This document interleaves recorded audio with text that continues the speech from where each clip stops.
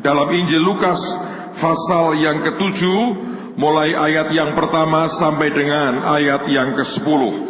Dan sebelum saya baca, sekali lagi saya mau sampaikan kelas Impact akan dibuka bulan April sampai September. Kalau Anda ingin mendaftar 6 bulan dengan kami di Semarang, silahkan Anda ambil formulir, isi dan kirim kepada kami. Lukas pasal yang ke-7, mulai ayat yang pertama sampai dengan ayat yang ke-10. Setelah Yesus selesai berbicara di depan orang banyak, masuklah ia ke Kapernaum. Di situ ada seorang perwira yang mempunyai seorang hamba yang sangat dihargainya. Saudara, Anda garis bawahi kata sangat dihargainya. Hamba itu sedang sakit keras dan hampir mati. Ketika perwira itu mendengar tentang Yesus, ia menyuruh beberapa orang tua-tua Yahudi kepadanya untuk meminta supaya ia datang dan menyembuhkan hambanya. Mereka datang kepada Yesus dan dengan sangat mereka meminta pertolongannya. Katanya, ia layak engkau tolong, sebab ia mengasihi bangsa kita dan dialah yang menanggung pembangunan rumah ibadat kami. Lalu Yesus pergi bersama-sama dengan mereka. Ketika ia tidak jauh lagi dari rumah perwira itu menyuruh sahabat-sahabatnya untuk mengatakan kepadanya, Tuan, janganlah bersusah-susah, sebab aku tidak layak menerima Tuan di dalam rumahku. Sebab itu aku juga menganggap diriku tidak layak untuk datang kepadamu. Tetapi katakan saja sepatah kata, maka hambaku itu akan sembuh. Sebab aku sendiri seorang bawahan, dan di bawahku ada pula prajurit. Jika aku berkata kepada salah seorang prajurit itu pergi, maka ia pergi. Dan kepada seorang lagi datang, maka ia datang. Ataupun kepada hambaku kerjakanlah ini, maka ia mengerjakannya. Setelah Yesus mendengar perkataan itu, ia heran akan dia. Dan sambil berpaling kepada orang banyak yang mengikuti dia, ia berkata, Aku berkata kepadamu, iman sebesar ini tidak pernah aku jumpai, sekalipun di antara orang Israel. Dan setelah orang-orang yang disuruh itu kembali ke rumah, didapatinyalah hamba itu telah sehat kembali. Saudara sekalian, dalam beberapa hari ini saya percaya kita sedang belajar tentang yang namanya sebuah relationship, yang namanya sebuah hubungan antara kita dengan Tuhan kita. Kita sudah belajar bahwa sebenarnya Tuhan Yesus mengatakan, barang siapa mengasihi aku, ia akan menuruti melakukan segala perintahku. Nah, segala perintah Tuhan itu hanya bisa dikerjakan kalau pertama-tama kita mengasihi Tuhan kita. Dan kata mengasihi artinya ada sebuah hubungan yang sangat dekat, ada sebuah relationship antara kita dengan Tuhan kita. Karena itulah maka kita mengerti betapa pentingnya yang namanya setiap orang itu mengalami yang namanya hubungan yang sangat dekat, hubungan yang sangat intim dengan Tuhan kita. Karena itu akan mempengaruhi begitu banyak aspek dalam kehidupan kita. Nah, saudara sekalian, saya mau tunjukkan beberapa hal yang menurut saya ini kita harus mengerti. Karena peristiwa ini, seringkali kalau kita membaca perikop ini, maka kita hanya mengutip akan perkataan yang mengatakan, katakan sepatah kata saja, maka hambaku itu akan sembuh. Dan memang itu pernyataan yang luar biasa. Tapi malam ini saya mau ajak Anda melihat keseluruhan dari apa yang Tuhan mau kita mengerti pada hari ini. Nah, apa itu? Saya mau sampaikan paling tidak 3 hal dengan cepat kepada saudara, supaya Anda diberkati hari ini. Apa yang sebetulnya hebat dari cerita ini?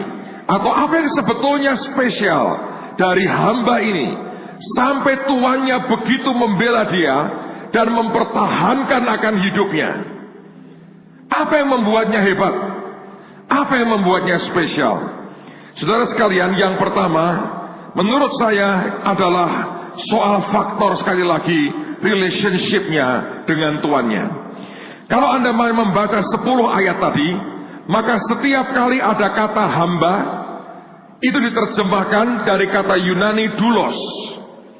Dan kata doulos memang artinya hamba. Tiap kali Anda baca hamba ini, hambaku, hamba, semuanya dari kata Yunani doulos. Tetapi ketika sampai pada kalimat di mana Tuhan itu yang bicara, yang dia berkata, katakan sepatah kata saja, maka hambaku itu akan sembuh.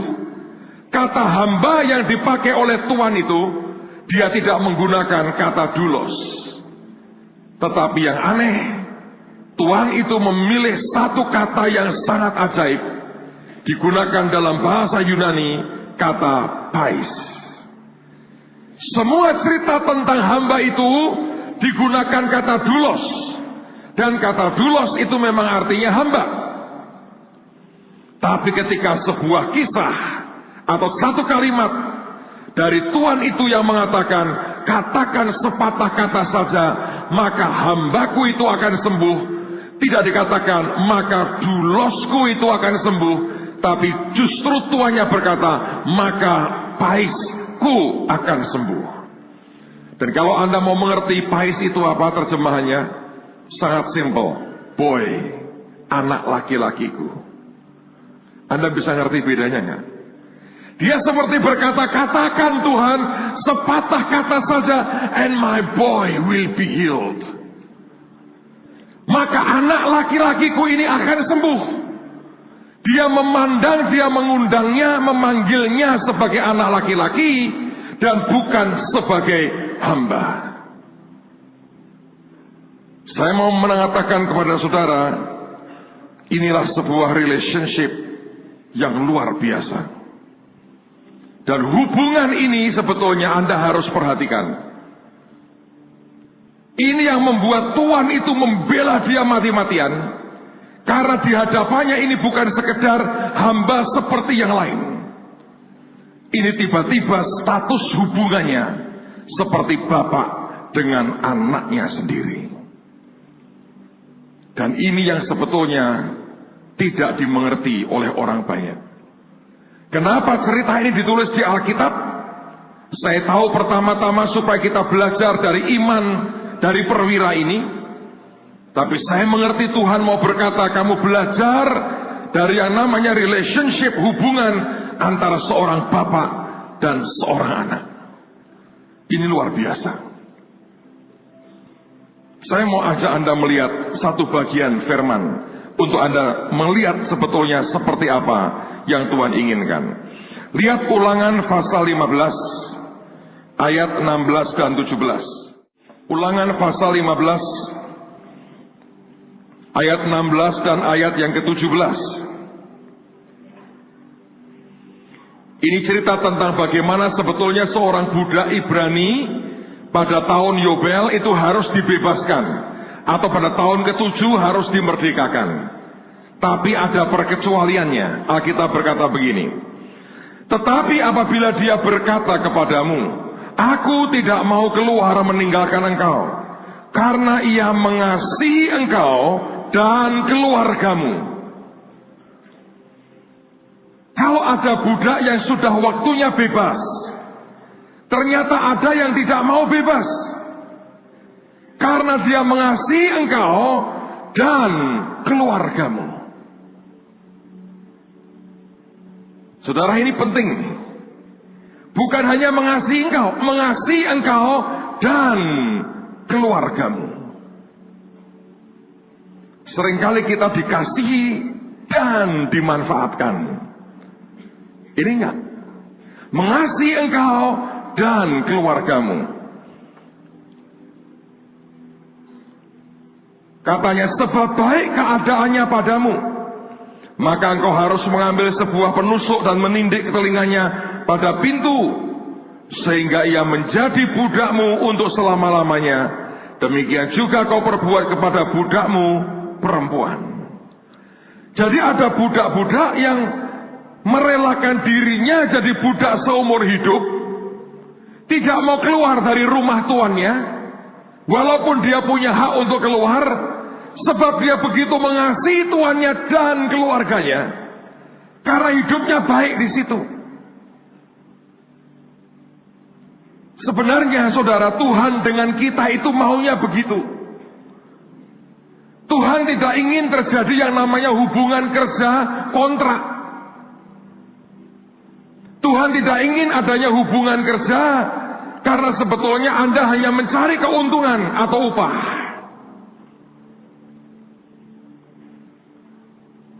Dan kalau kita ini hidup oleh karena sebuah relationship, bukan karena upah, bukan karena kita memanfaatkan apapun, saudara akan mengerti itu hubungan punya kualitas yang luar biasa. Kita dengan Tuhan itu seharusnya seperti itu. Saya ingat kira-kira mungkin 10 tahun yang lalu lah. Ada sebuah masa di mana goncangan begitu luar biasa. Saya masih ingat satu hari salah seorang associate pastor saya, pendeta yang membantu saya, mendukung saya, datang ke saya satu malam. Dia berkata begini, "Pak, apapun yang terjadi, saya tidak akan meninggalkan Bapak. Dan saya tidak akan tikam Bapak dari belakang. Saya akan dukung, kalau kita tenggelam, saya tenggelam sama-sama. Kalau kita hancur, saya akan hancur sama-sama. Saya tidak ada di sini karena sekedar memanfaatkan Bapak dan gereja ini untuk kepentingan saya." Saudara bisa bayangkan hati saya pada waktu itu. Dan malamnya ketika saya menghadap ke Tuhan, Tuhan berkata, "Itulah hati seperti itu yang aku inginkan ada pada anak-anakku." Tapi kenyataannya susah. Kita ini begitu berkatnya kurang aja, ngomelnya luar biasa. Maka seringkali Tuhan berkata ada begitu banyak pekerja, tapi sebetulnya pekerja upahan. Mereka melakukan apapun ini itu demi supaya mereka diberkati. Kalau yang lain-lain hilang, kalau tiba-tiba kepercayaan hilang, kehormatan hilang, tidak dihargai lagi, pergi saudara. Tuhan berkata, "Aku cari orang-orang yang melayani aku karena dia cinta kepadaku. Dan dia melepaskan haknya untuk jadi orang merdeka sebab karena cintanya kepadaku." Yang membuat hubungan antara perwira ini dengan bujangnya, dengan hambanya itu begitu istimewa. Sebab di antara mereka ada sebuah relationship yang luar biasa. Dan hari-hari ini saya melihat itu makin tipis di dunia. Orang tidak kenal yang namanya relationship dan kasih dan komitmen, tidak ada. Yang ada orang hanya mencari memanfaatkan keuntungan untuk dirinya sendiri. Dan satu hari ketika keuntungan itu dirasa tidak ada, dia dengan gampang tinggalkan Tuhan dan berkata, "Aku cari Tuhan yang lain."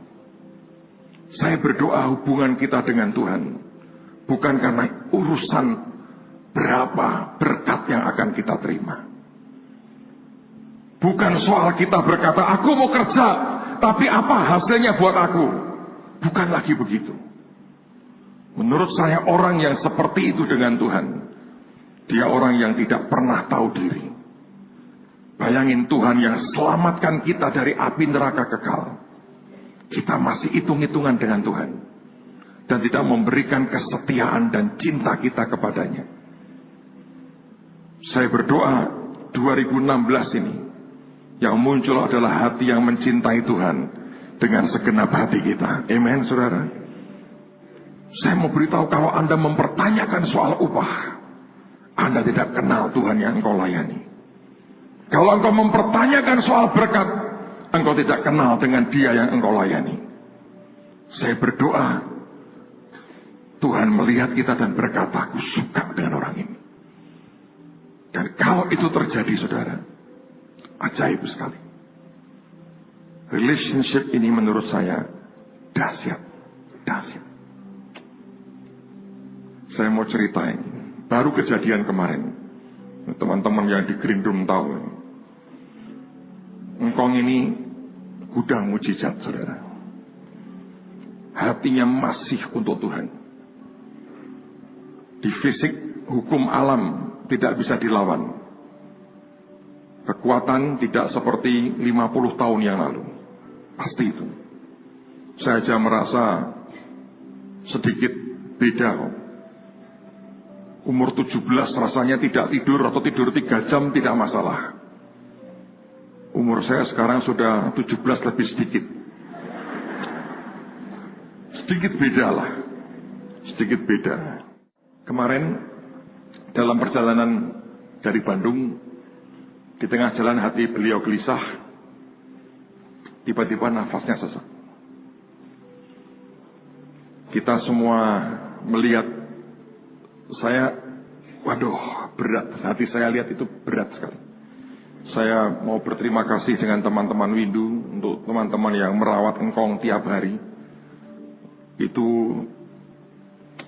tidak ada orang yang bisa, tidak cukuplah kata-kata terima kasih. Tidak mudah, saudara. Saya melihat beliau bergumul nafasnya karena ada kayak slam di saluran pernafasannya. Ada teman-teman dari Mahanaim, dokter dari Mahanaim yang mendampingi. Saya tanya, dok, ini saya kan belum pernah sekolah kedokteran. Entah kalau besok-besok, saudara. Dengan segala logika saya bilang, ini paru-parunya ada cairannya, sedot aja. Dia ketawa, sudah apa di ronsen, cuma dikit, nggak ada efeknya. Oh bukan, karena itu bukan. Saya bilang, karena apa? Itu di salurannya ada slamnya. Dan itu adanya di bagian paling bawah. Terus diapain? Ya begini-begini aja yang kita bisa buat. Kemarin ada ibu ini sudah, anak wedok ini sudah dari perang. Kayak rasata kayak tarano. Karena itu dikeblok di sini dan dipukuli biar ngeblaknya malah kebuanter, buang sampai kaget. Saya bilang gini, wah dasar suka perang ini semua keluar karatenya, saudara. Saya bilang, wong tua loh, maaf katanya, refleks, saudara. Tapi saya mau cerita satu pengalaman. Keep it for yourself. Saya nggak pengen cerita ini, tapi menurut saya Anda perlu belajar dunia roh sedikit. Kan saya doa, saya diem, saya doa. Ada Stephen dampingi segala macam. Saya doa, Tuhan, saya bilang begini, ini sahabatmu Tuhan. Aku bukannya komplain dan menggerutu dan mempertanyakan Tuhan. Tapi aku pengen tahu, ini ceritanya gimana. Ya toh? Terus Roh Kudus itu luar biasa. Hubungan. Dia bilang begini, tak cerita nih kamu. Terus diceritain zaman sebelum nikah. Ini rahasia keluarga. Tapi wong saya anaknya Pak Yusak, ya hubungnya kayak bapaknya, cerita apa adanya supaya Anda belajar. Hambaku ini, kalau Anda sering dengar khotbah beliau dulu itu, kalau ngomong gini, masa buruk, terserah, gelinding baik, gitu ya. Di beliau ini tidak mau pegang, minta, enggak pernah. Nah, tapi beliau tidak tahu bahwa suatu hari dia akan memimpin satu pasukan besar, namanya Batra. Ini nggak bisa begitu. Beliau harus dibawa naik Tuhan ke certain level. Ada hukum di mana kita harus mengingini, menghargainya, dan minta. Ada hukumnya. Maka Tuhan kasih pasangan. Nah, yang suaminya terserah, yang ini nggak terserah. Detail 1, 2, 3, 4, 5, 6, 7, 8, 9, 10. Ini karunianya minta luar biasa. Ini. Nikahlah puluhan tahun. Nah, Tuhan ngomong gini. Dalam puluhan tahun pernikahan ini, akhirnya yang istrinya kan berjasa. Ya toh? Mintakan ini, mintakan itu, mintakan ini, mintakan itu. Dan Tuhan berkata, aku yang kerja. Minta ini, minta itu, minta ini, minta itu. Dia ngalami semua. Jadi istri hamba Tuhan itu percayalah, haleluya, saudara. Itu kalau enggak jadi jenius, ya jadi super jenius. Kita jadi aja pokoknya. Anda jadi orang tercemerlang atau makin cemerlang gitu aja pokoknya. Itu kalau jadi istri hamba Tuhan tuh kerjaannya begitu. Hanya tinggal penampilannya agak stres dikit atau sukacita atau lain lagi, saudara. So, karena kan pressure-nya luar biasa.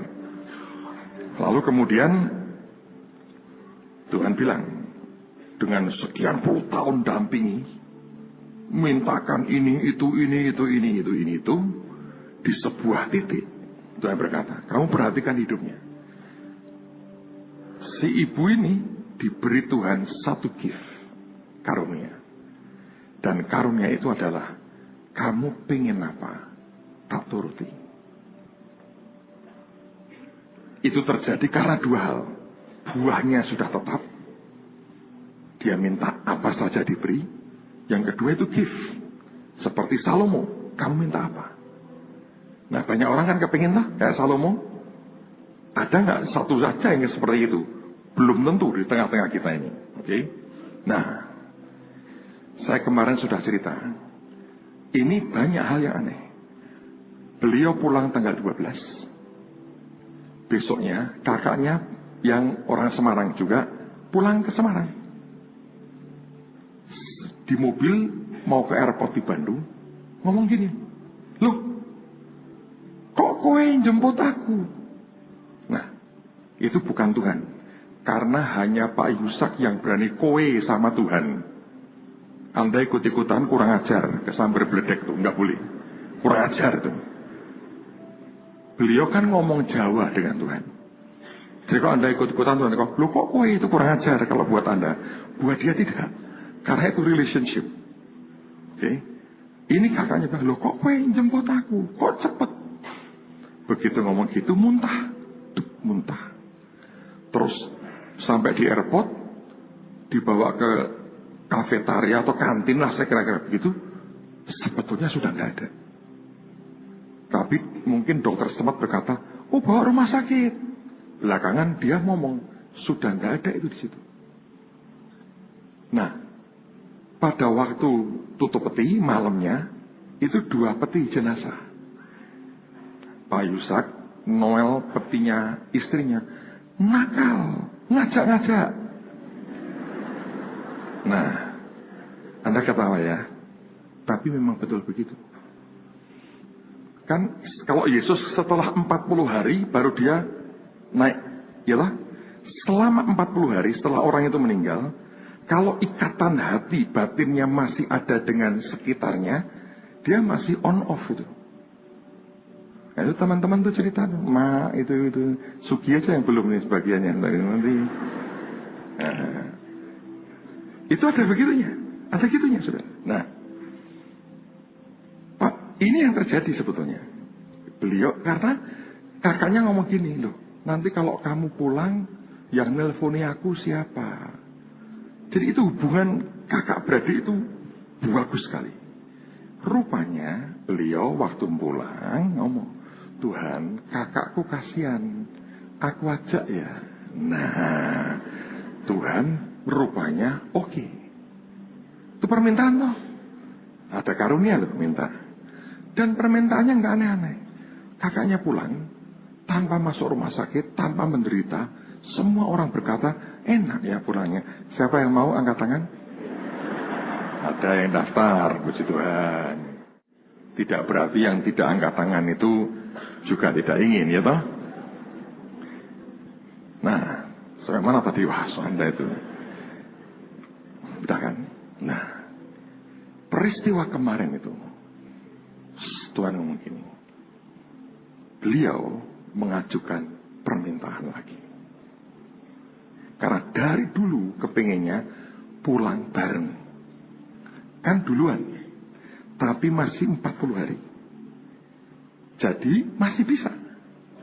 Kalau hari-hari ini dia omongi, ayo dong Tuhan, aku juga sayang.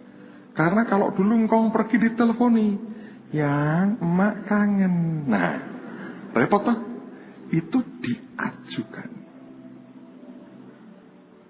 Saya bilang ini mateng.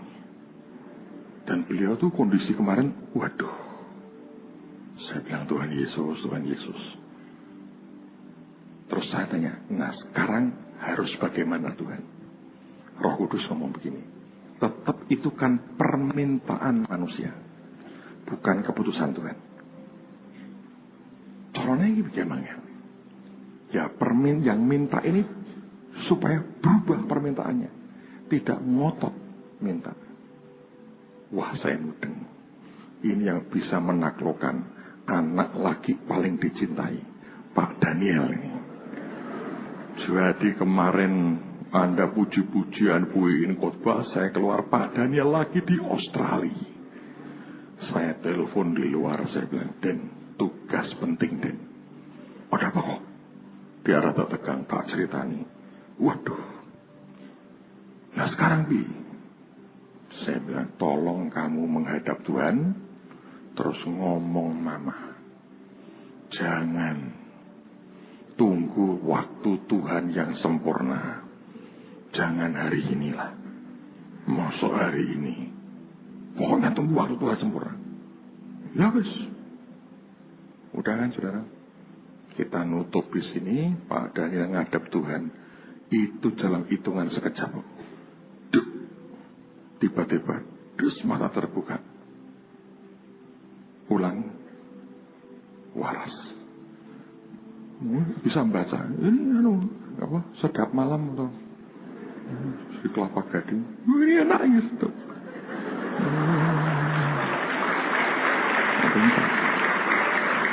Ini gudang mujizat, saudara. Tadi malam makan banyak, tadi pagi makan banyak, nerima tamu ibu-ibu. Waduh, fans sejak muda itu ngumpul semua. Saya sudah nggak berani ganggu, saudara. Bahaya itu kalau ibu-ibu ngefans tuh Anda ganggu. Bahaya. Tapi Anda boleh percaya, boleh tidak, itu sekejap loh. Gitu. Rupanya itu si anak berhasil merayu mamanya. Nah, jangan. Iya Den, nggak jadi. Nah. Makanya Anda tuh jangan suka terlalu banyak ikatan dengan dunia. Nanti Anda minta-minta, ngajak-ngajak itu repot. Anda boleh nggak percaya, nggak masalah. Tapi itu yang terjadi kemarin. Relationship itu seperti itu. Tuhan bisa. Mana ayatnya Pak? Pak kasih ayat. Habil sekalipun sudah mati masih bicara. Habil. Ayo. Bisa. Orang sudah meninggal itu tetap jiwa rohnya bisa. Enggak sembarangan terus kemudian tiba-tiba beliau ke sini menunjuki yang ini. Siapa yang suka makan babi? Oh, tunjuki ayo ikut aku. Enggak ada gitu, enggak ada. Tidak bisa semena-mena begitu. Enggak. Tapi dengar baik-baik, saudara. Itu relationship. Itu hubungan dengan Tuhan secara pribadi. Amen. Saudara kalau ngerti itu ya, ajaib sih. Jadi sesuatu yang di fisik kelihatan. Itu urusannya bukan yang di fisik. Itu ada dunia roh.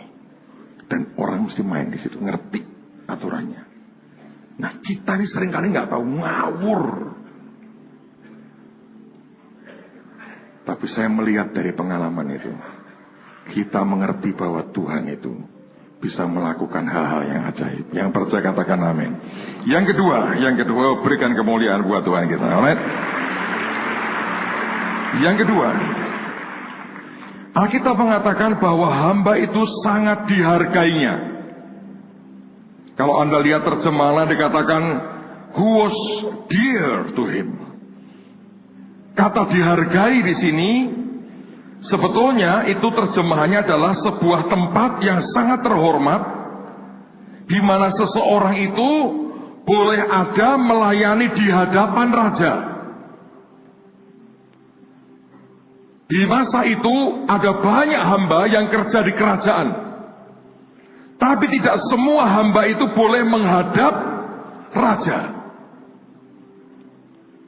Ada yang bagiannya di luar.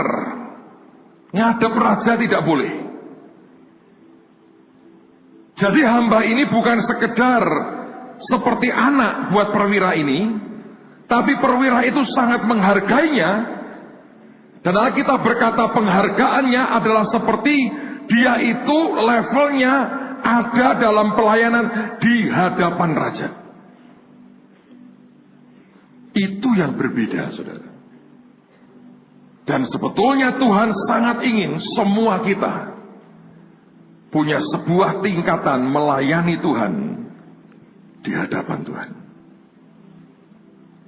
Pak, apa sebetulnya efeknya? Saya beritahu efeknya besar. Coba lihat beberapa contoh di Alkitab. Mari kita lihat akan Nehemia pasal 2. Nehemia pasal 2. Lihat ayat yang pertama dan ayat yang kedua. Nehemia pasal 2, ayat yang pertama dan ayat yang kedua.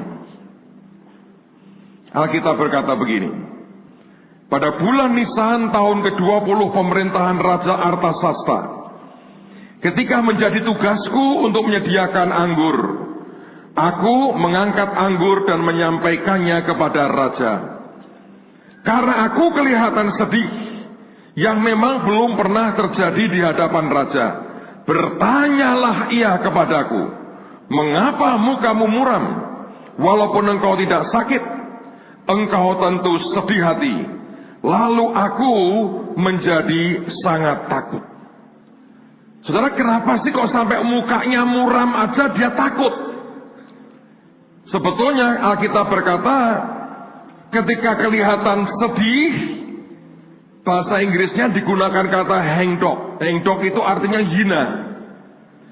Jadi sepertinya dia itu mengabdi ke raja dengan muka seperti orang terhina. Dan itu berbahaya. Karena raja curiga kalau kamu melayani aku dengan wajah seperti itu, jangan-jangan kamu ingin mencelakai aku. Saudara, orang yang ada di sekitar Tuhan atau raja zaman itu harus orang yang punya sebuah loyalitas yang sangat tinggi.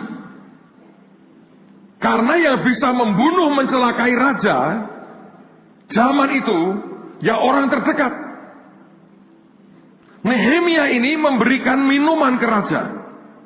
Biasanya sebelum disuguhkan ke raja, dia minum dulu di hadapan raja. Kalau ada sianida, dia mati duluan, saudara. Nah, hari itu raja melihat wajahnya itu seperti wajah orang yang sedang terhina sekali. Dan raja mengerti dan dia berkata, mengapa mukamu seperti itu? Dan kita berkata dia ketakutan luar biasa. Sebab kalau ada, dan Nehemia ini kan orang buangan. Dia bukan dari kerajaan setempat, dia orang Yahudi. Ketika raja bertanya, itu artinya ada kecurigaan yang luar biasa. Kenapa dengan kamu? Dan kalau sampai kecurigaannya sangat mengerikan, dia bisa mati tuh, langsung mati tuh. Sebab raja hanya menuntut yang namanya loyalitas total buat orang-orang sekitarnya. Nah, saudara sekalian, tapi sebaliknya, jika wajah itu muram ataupun terhina seperti Nehemia, Nehemia bukan terhina karena dia harus main raja asing. Kalau Anda baca sebelumnya, dia mendapatkan kabar tembok Yerusalem runtuh, bait Allah runtuh, membuat dia sebagai bangsa terhina sekali.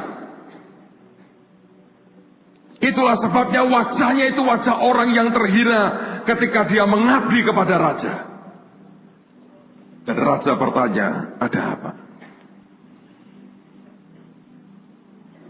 Kalau Anda dan saya punya sebuah loyalitas yang ajaib dengan Tuhan, bahasa sekarang itu ya, kalau kita punya hati penghambaan yang ajaib di hadapan Tuhan, saudara akan dilayakkan Tuhan untuk ada di hadapan raja. Itu salah satu dari persyaratannya. Dan apa efeknya, Pak? Apapun yang sebetulnya ada di hati, Anda punya akses sangat cepat untuk menyampaikannya kepada raja di atas segala raja. Kalau engkau orang yang sampai ada di hadapan Tuhan, satu hari engkau datang dengan muka muram, rajamu akan berkata, nah, kenapa? Dan begitu engkau ngomong, selesai. Dia berkata, aku beresi. Selesai. Pak, apakah yang lain tidak bisa seperti itu kalau saudara belajar protokoler kerajaan Tuhan? Ada begitunya memang. Saya berdoa itu jadi bagian dalam kehidupan kita. Saya beri contoh beberapa ayat lagi. Lihat Lukas pasal yang pertama. Lukas pasal yang pertama, lihat pada ayat yang ke-19. Jawab malaikat itu kepadanya, akulah Gabriel yang melayani Allah. Dan aku telah diutus untuk berbicara dengan engkau dan untuk menyampaikan kabar baik ini kepadamu. Gabriel mengatakan, akulah Gabriel yang melayani Allah. Kalau Anda lihat dalam terjemahan lain dikatakan, I stand in the presence of God. Aku berdiri di hadapan Tuhan. Tidak semua malaikat bisa punya posisi di hadapan Tuhan. Tapi beberapa malaikat kepangkatannya, posisinya luar biasa. Betul-betul di hadapan Tuhan. Satu di antaranya Gabriel. Kalau Anda membaca seterusnya, Zakaria tidak percaya dan dia jadi bisu. Saudara, yang namanya ada di hadapan Tuhan itu luar biasa. Efek doa kita itu cepatnya luar biasa. Saya beberapa kali mengalami, saudara. Saya kadang-kadang sampai takut untuk bergumam sesuatu aja, kadang-kadang saya takut. Saya bisa cerita 5-6 orang yang mengalami itu, yang dalam hidup saya. Satu hari ada seorang hamba Tuhan. Dia itu mau kontrak rumah persis di sebelah saya. Orang ini punya karunia, saudara. Suatu hari, dia panggil anak saya yang paling kecil. Dia doakan, dia nubuati. Doa dan nubuatnya bagus. Nah, malamnya anak saya yang paling kecil ini, Sasa, ketemu saya. Saya tanya, Sasa, kamu dinubuati apa? Terus dia ngomong sama saya gini, Papi, nubuatannya bagus semua. Dan menurutku tidak ada yang salah. Tapi kenapa ya di rohku ini, aku nggak bisa nerima dia.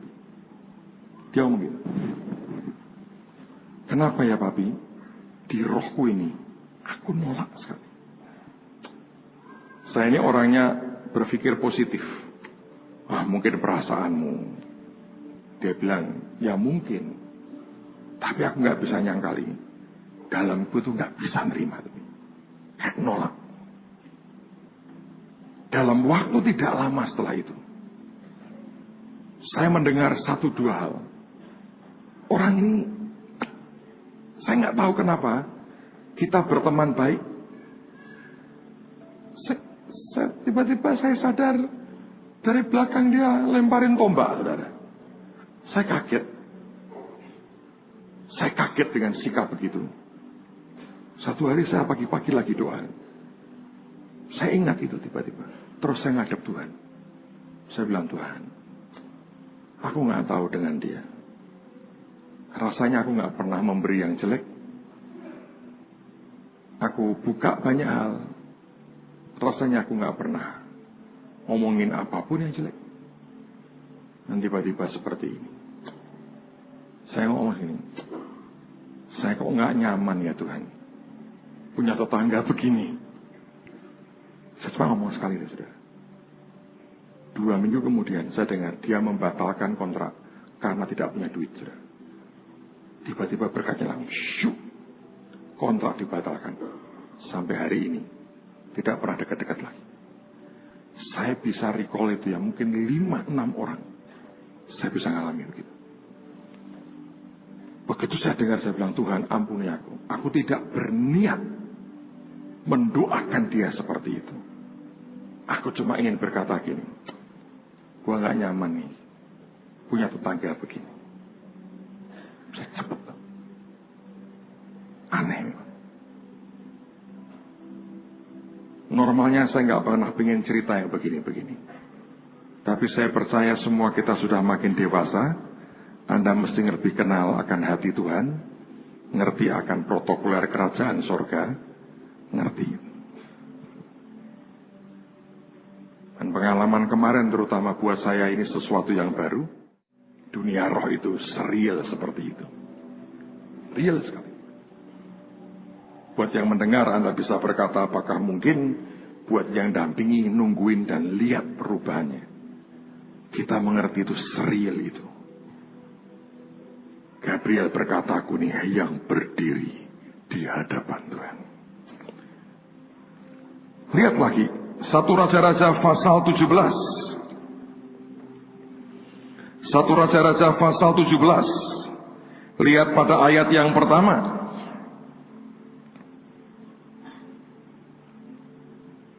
Lalu berkatalah Elia orang Tisbe dari Tisbe Gilead kepada Ahab, demi Tuhan yang hidup Allah Israel yang kulayani, sesungguhnya tidak akan ada embun atau hujan pada tahun-tahun ini, kecuali kalau ku katakan. Kita mendengar, kita membaca terjemahan yang dikatakan, demi Tuhan yang hidup Allah Israel yang kulayani.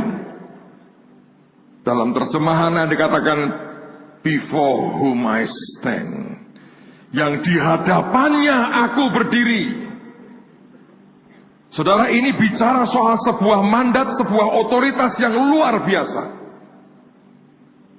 Itu harus dimulai dengan sebuah fellowship, dengan sebuah relationship antara kita dengan Tuhan.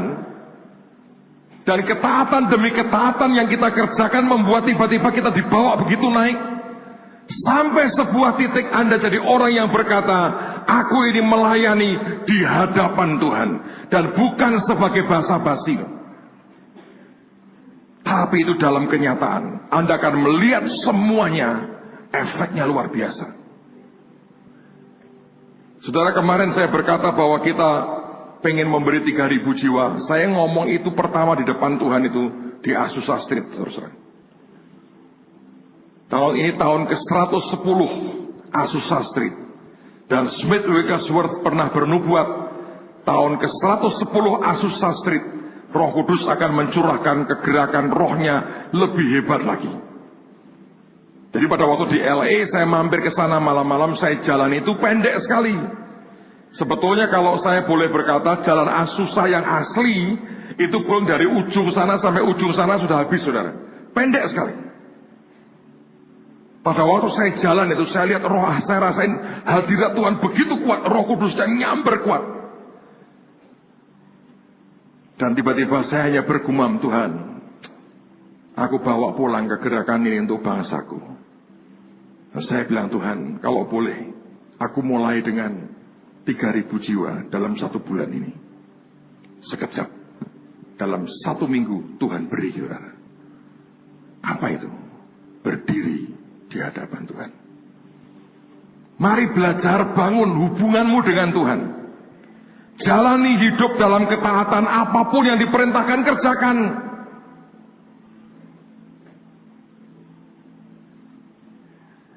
Nanti Elia itu punya murid namanya Elisa. Itu dia, ini begini saudara. Ini kelompok kenabian. Sebetulnya nabi-nabi itu banyak yang jahat. Ya serius. Jahatnya begini, di antara mereka ada persaingan. Para nabi itu ketika ketemu Elisa berkata, hei, kamu sudah tahu belum? Tuanmu hari ini akan diambil daripadamu. Tuanmu. Tapi ketika Elia terangkat, Elisa nggak berkata, tuanku, tuanku, enggak. Dia teriaknya apa? Bapakku, bapakku. Yang lain tidak pernah ngerti ini ada hubungan yang beda. Tapi di tiap kota nabi-nabi itu menurut saya jealousnya luar biasa. Dan terjadi sebuah persaingan yang tidak perlu sebetulnya. Tapi saya mau berkata, mari lepaskan semua yang seperti itu, kejar Tuhan, dan milikilah sebuah hubungan. Kalau Anda makin intim dengan Dia, Anda kerjakan dalam ketaatan, itu level Anda akan dibawa naik, dan makin lama sebuah titik Anda berkata, aku layani Dia di hadapannya. Itu akan jadi sesuatu yang dahsyat. Saya masih ingat satu hari Tuhan memberi mimpi kepada saya. Dalam mimpi itu sudah lebih dari 10 tahun, mungkin 15 tahun yang lalu, saudara. Lama sekali. Dalam mimpi itu saya melihat saya ini seperti orang yang kerjaannya cuma motongi rumput. Ngerti? Motongin rumput. Dan rumput yang saya potong ini kemudian saya ikat, saya bawa ke belakang istana, saya kerja di istana. Dan kemudian ada kuda-kuda istana banyak sekali. Saya beri makan kuda-kuda itu dengan rumput yang saya potong. Dan satu hari saya lagi motongin rumput. Di ujung jauh dari halaman istana, tiba-tiba dari arah istana ada pembicaraan yang telinga saya bisa dengar. Ada seseorang ngomongin saya kepada raja. Dan orang ini berkata, "Raja, hambamu itu, saya tahu saya yang ditunjuk. Apapun yang diperintahkan, dikerjakan, tidak bersungut-sungut, tidak menggerutu." Dan tiba-tiba raja itu bisa muncul di hadapan saya. Dan raja itu berkata, mulai sekarang kamu tidak usah balik. Kamu tinggal dengan aku. Saya spontan, bukan karena apa-apa. Saya berkata, Raja, bagaimana dengan orang-orang di luar yang tiap sore ketika aku pulang dari tempat ini, dan aku terima makanan, terima apapun, aku bagi-bagi ke mereka. Kalau aku tidak balik lagi, siapa yang beri mereka makan? Dan saya lihat dia suka sekali dengan jawaban itu. Dan dia beri saya 2 cincin. Dia berkata, yang satu ini otoritas. Yang kedua dia berkata, ini akses buat engkau masuk ke kerajaanku kapanpun engkau mau. Saya tidak pernah mengerti bahwa itu sebuah perjalanan dengan Tuhan. Tapi hari ini kalau saya noleh ke belakang, itu caranya seperti itu. Nggak usah ngomel. Kerjakan dengan segenap hati. Tidak usah bersungut-sungut. Lakukan dengan setia. Cintai Tuhan segenap hati. Apapun diperintahkan, kerjakan. Itu levelmu akan dibawa naik. Dibawa naik. Dibawa naik. Dibawa naik. Dan sebuah titik, tiba-tiba engkau ada di hadapannya. Semuanya beda. Percayalah saudara. Semuanya beda. Siapa yang rindu Anda satu hari melayani Tuhan di hadiratnya? Yang terakhir. Apa yang hebat sebetulnya dari hamba ini? Kalau Anda baca dalam cerita tadi, sebetulnya Tuhan itu membocorkan, ya, apa yang sebetulnya terjadi. Dia mengatakan begini. Dia berkata, aku punya prajurit. Dan dia berkata, aku suruh pergi, dia pergi. Aku suruh datang, ia datang. Ataupun kepada hambaku, kerjakanlah ini, maka ia mengerjakannya. Ini yang sebetulnya saya berkata tadi. Ini orang melakukan apa yang diperintahkan kepadanya.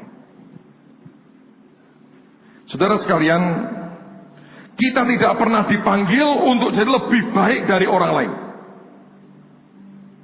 Tapi kita dipanggil mengerjakan apa yang seharusnya menjadi tugas kita. Kalau kita bisa menghamba di dalam ketaatan seperti ini, dahsyat. Saya pernah cerita di Temanggung beberapa waktu yang lalu, sebulan yang lalu. Di awal ketika saya lahir baru, saudara. Selesai terima Yesus, kami ada kebaktian follow up daripada mereka yang lahir baru. Dan kami diajar tentang Roh Kudus dan baptisan Roh Kudus. Kami diberitahu kalau engkau penuh dengan Roh Kudus, ini akan terjadi bla bla bla diceritakan. Dan kita semua semangat. Saya ini punya seorang sahabat dari sejak SMP bersama-sama dengan saya. Pada waktu lahir baru altar call, berdua kami maju ke depan, terima Tuhan Yesus. Jadi saya pergi kebaktian follow up itu dengan teman saya, sahabat saya ini. Lalu mulailah kami didoakan untuk kepenuhan Roh Kudus dengan tanda bahwa kami akan terima bahasa baru, yaitu bahasa roh. Hari itu didoakan begitu banyak anak-anak muda yang berbahasa roh. Termasuk sahabat saya ini, tiba-tiba didatangi orang, ditumpangi tangan kayak kesetrum. Bahasa roh kenceng. Saya ditumpangi tangan, nggak keluar apa-apa. Ini kenceng sekali. Saya mencoba, gimana caranya? Gak bisa, makin saya pikir gak keluar. Hari itu berakhir. Dan saya pulang dengan kecewa sekali. Teman saya pulang dengan bahagia sekali. Dia berkata, Tuhan akan pakai aku penuh dengan Roh Kudus. Saya terdiam kecewa. Beberapa hari kemudian adakan kebaktian lagi. Dan lagi-lagi semua begitu banyak orang penuh Roh Kudus. Sahabat saya ini bahasa rohnya luar biasa. Dia mulai bermazmur. Saya terdiam 1000 bahasa. Terbungkam tidak bisa ngomong apa-apa. Anda bisa kebayangkan. Hati ini kepingin dipakai Tuhan. Tapi 2 kali didoakan tidak keluar apa-apa dari mulut saya. Sampai suatu hari. Sore itu akan ada kebaktian lagi. Teman saya ini berkata, nanti datang ya, datang saya jemput. Antusias karena dia tahu dia penuh Roh Kudus. Aku mau dipakai Tuhan. Saya bilang, ya aku datang. Saya pulang dari sekolah, saya lagi naik sepeda sendirian, panasnya luar biasa. Terus saya ngomong ke Tuhan begini, Tuhan, sudah 2 kali didoakan. Dan aku tidak ngalami yang namanya bahasa roh. Saya doa dengan pengertian yang saya punya. Aku juga tidak ngerasain apa-apa. Tidak ada Roh Kudus yang turun dalam hidupku. Terus saya berkata begini. Tapi aku memutuskan aku tidak akan kecewa. Aku akan mengabdikan diriku kepadamu. Dan kalau sahabatku nanti dipakai oleh Tuhan luar biasa. Dia keliling kemana-mana memberitakan firman, membuat mujizat. Tuhan, izinkan aku yang bawain tasnya dia. Itu sungguhan keluar dari hati saya. Umur 17, naik sepeda. Siang-siang saya ngomong ke Tuhan seperti itu. Aku mau Tuhan, bawain tasnya dia. Aku akan layani jadi hambanya dia. Kemanapun pergi, aku akan ikut. Dia khotbah, dia dipakai Tuhan. Aku yang bawain tasnya. Aku minta izin itu saja Tuhan. Saya keluar dari hati loh saudara. Ngomong ke Tuhan. Sorenya kebaktian lagi. Wah, semua antusias. Saya juga berkata, Tuhan, apa enggak boleh sih terima Roh Kudus? Tiba-tiba baru ngomong begitu. Ada nyamber saudara. Keluar bahasa roh itu. Wah, kayak air bendungan jebol. Malam itu saya masih ingat. Sampai panitia berkata, ya amin, amin. Baru saya kaget berhenti karena apa? Semua sudah diam kecuali saya, saudara. Bendungan jebol. Sampai pakai mic dihentikan ini. Dan saya terus berbahasa roh, malam berbahasa roh, takut hilang. Itu precious sekali. Itu precious. Hari ini kami berdua sama-sama melayani sih. Ya masing-masing beda lah. Dan sering kali ketika saya ingat cerita itu Tuhan berkata, kamu tahu, hati seperti itu nak aku suka. Hati seperti itu aku suka. Tuhan ingin sebuah relationship yang beda dan khusus antara Tuhan dengan saudara. Bukan soal hubungan kerja. Bukan soal aku harus apa, berkatku apa. Tapi kita semua mengabdi kepada Tuhan karena cinta kita kepadanya. Yang percaya katakan amin.